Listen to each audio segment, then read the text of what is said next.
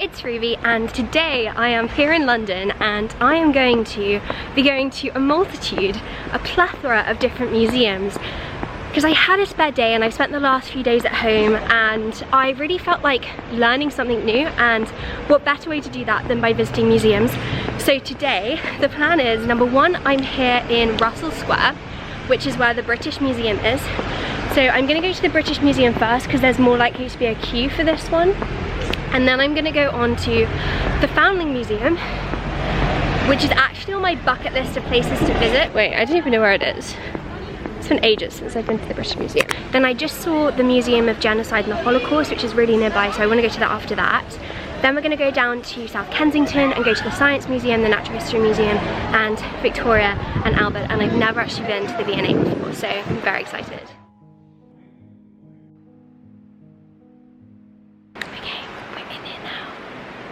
I'm on the 3rd floor and there's an exhibition about Rembrandt.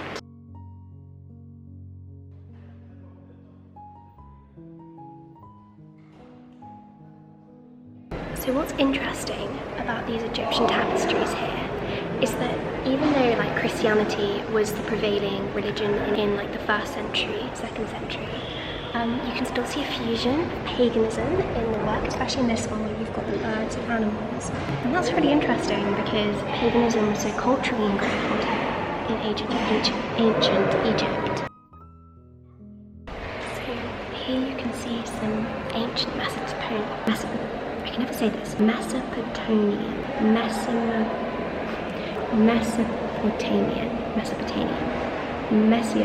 can say, you know what I mean, I can't say it. These are some instruments, and music was a really important part of the ancient Mesopotamian banquets and events. 9th to 7th centuries BC, and well, BCE.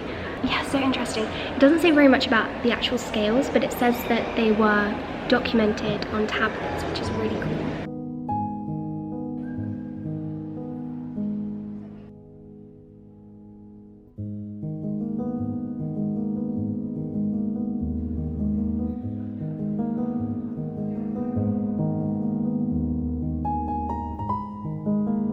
So that is the ancient tradition of Pueblo pottery.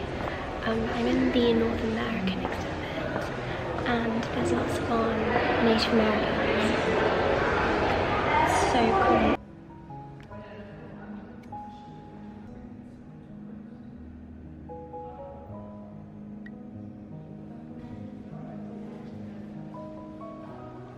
So that is made by an Inuit artist, and it explores the relationship between Western and native culture by looking at the history of the reindeer, which replaced wild caribou. And I actually never even thought about the name, but like reindeer, it is domesticated.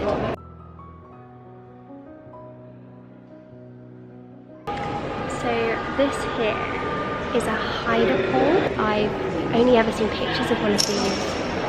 I've always wanted to see one in person. What's really interesting, I've done a bit of research into this in the past, but not much, is the animals, which you can see in green. If I remember rightly, that one at the top is the eagle.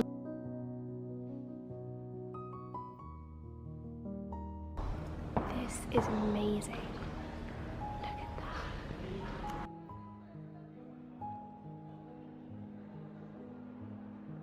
that. Okay, so I have got many museums to go to today, so I am going to unfortunately have to leave the British Museum. Luckily, I've seen all like the major things that they've got here before. I'd like to stay for longer, but other museums beckon. No matter how many times I come here, I don't think I'll ever get over the ceiling. It's something else.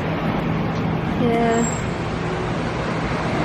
This is the Weiner Library for the study of Holocaust and genocide.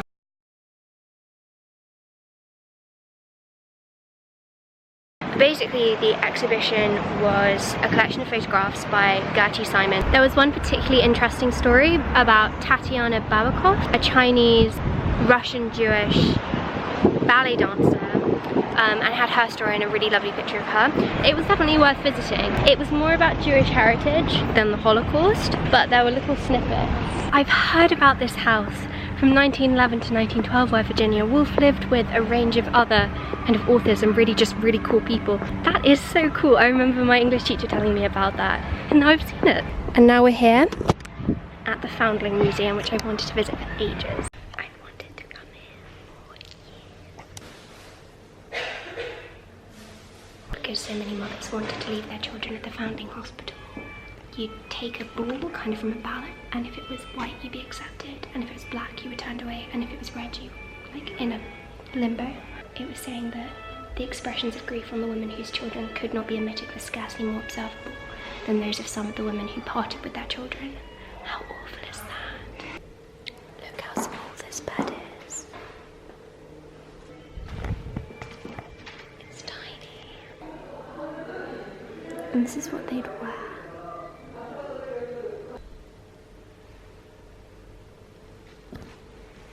Look at this. This is a menu diet paid for 1 week. Milk, porridge in winter, milk cold in summer.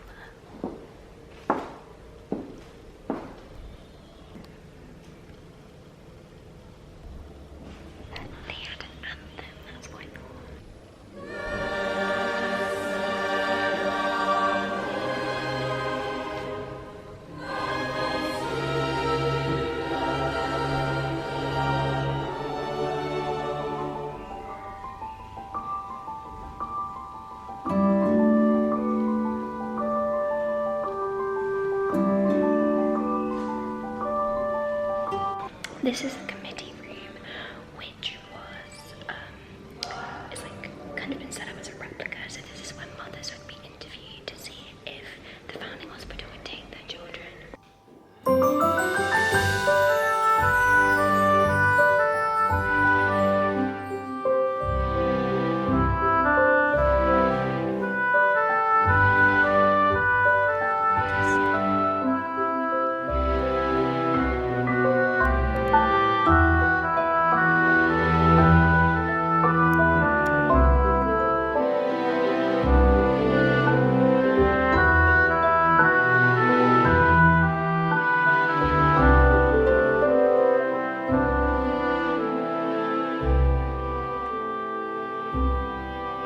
I've just left the Foundling Museum and it was so interesting. I think it's up there with the Charles Dickens Museum. It's maybe my favourite museum I've ever been to. If you're in Bloomsbury, literally they're both so close to each other. I definitely recommend going. I actually personally, you know, very controversial opinion, I actually personally prefer it to the British Museum. Okay, I'm now here in the Natural History Museum, museum number 4 of the day, and I have a meeting in White City at 5 o'clock, so I need to leave South Kensington. So I've got 2.5 hours to spend in 3 different museums.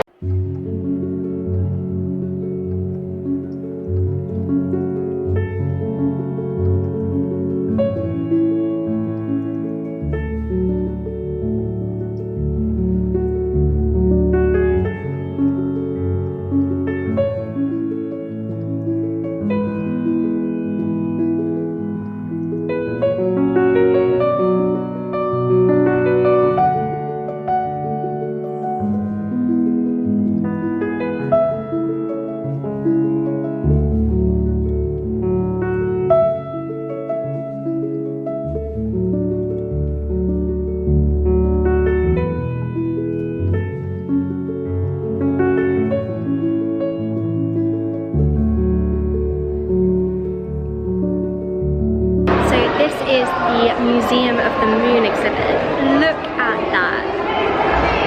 It's incredible. I don't know how it's actually been made. Let's go and have a look.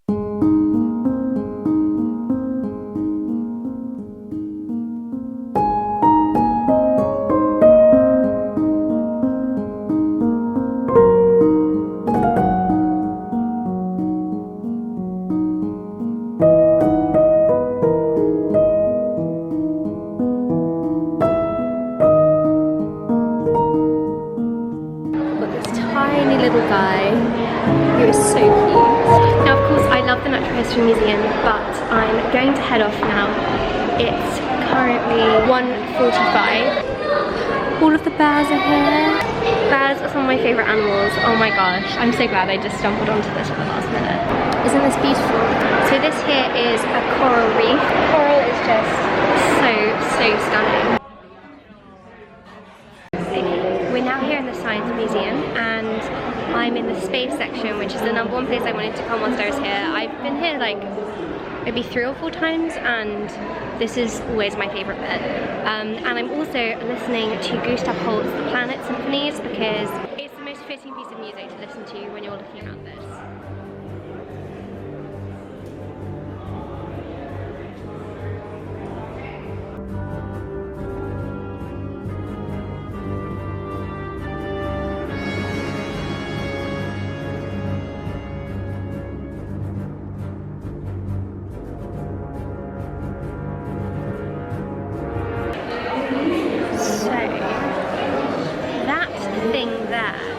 Is able to measure like how long it takes for something to land, and it was actually the first thing in the Cassini, I can't say it, Hydson, I think, which went to Saturn's Titan, and that was the first part, like that was the first thing to actually touch the surface, and from the way it landed you can deduce that the consistency of the ground was very much like frosty sand.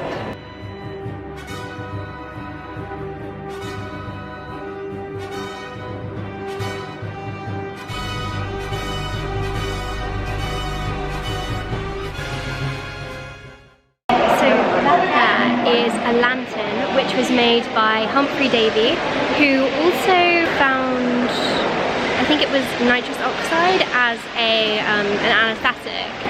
Before that, miners had been using naked flames, and people just use naked flames, which is obviously very dangerous, and so there are explosions very often.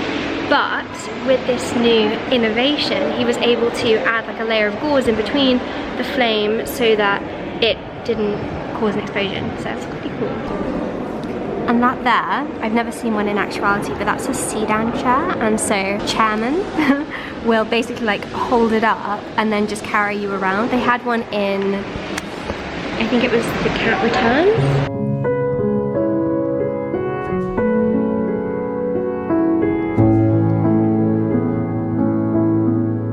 And then this here is a motor car from 1910. How cool is that?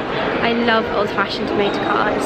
Like the Ford T1 is one of my favourite cars. Okay, this is the last exhibition I want to see whilst I'm here. I love clocks. I know it's a really weird thing to like really like, but I just love clocks. I think they're beautiful. There's a clockmakers exhibition section in the Science Museum, so I'm going to look around this.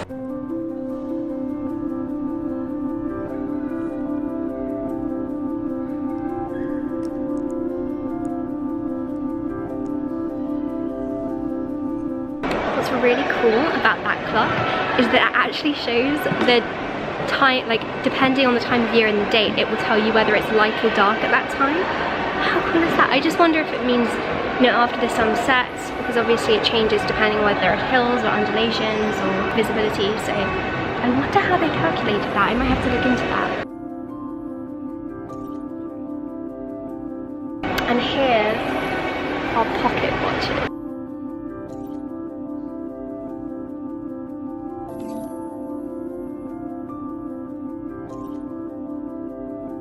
Both of those are replicas of, the first one is John Harrison's first marine timekeeper, and Herbert Davis did that one. Long case clock signed by James Harrison. That's pretty cool.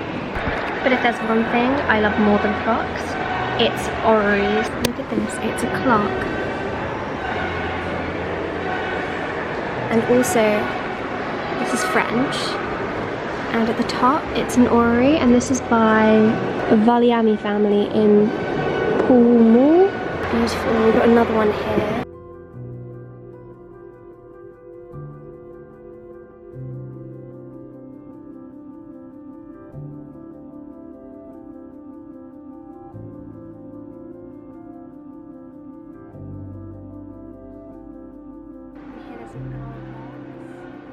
Okay, It's now 3:20, so I'm gonna have less than an hour in the V&A, which is kind of annoying because I've never been to the V&A before, and I have been to the Natural History Museum, British Museum and Science Museums before, so I wish that I'd budgeted this better, but I'm gonna have to speed around the V&A.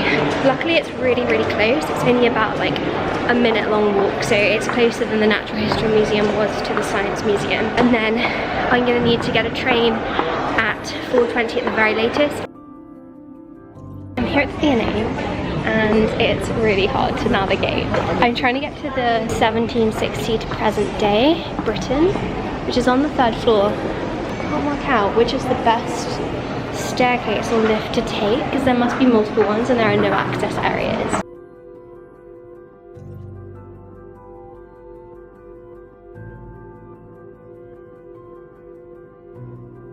So cool. This is Diana the Huntress. She is the first statue by a British artist, which is of a mythical character as opposed to, you know, like a bust of a famous person or something, so it's pretty cool.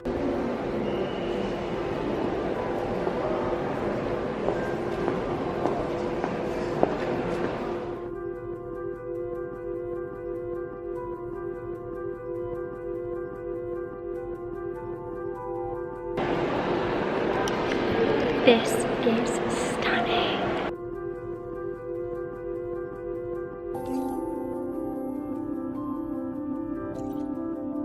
Statue of a knight is an effigy to a knight, and it will be placed in a church, and it's kind of like the unknown soldier who was buried at Westminster.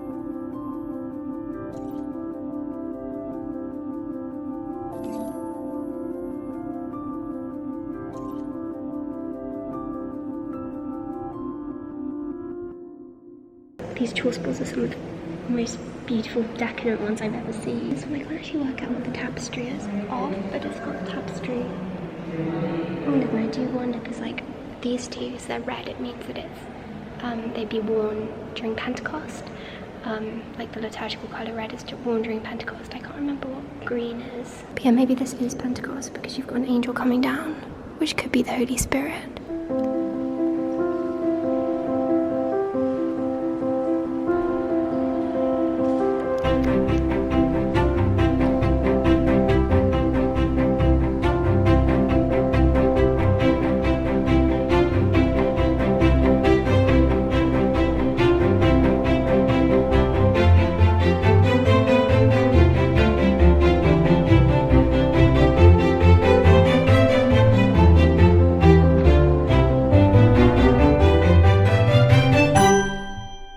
So the V&A is actually 164 years old and it's so beautiful. I can't believe this is my first time coming here. I feel like I've wasted so much time. So many incredible experiences of coming to this beautiful building. Now we're going to go into this one because I really love basically Victorian stuff.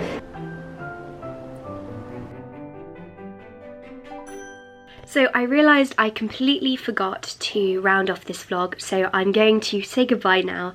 After visiting museums, I like to just write a summary of the things that I learned and do some extra research into the things that I didn't learn enough about when I was at the museum, so just little snippets that weren't fully covered by the exhibit.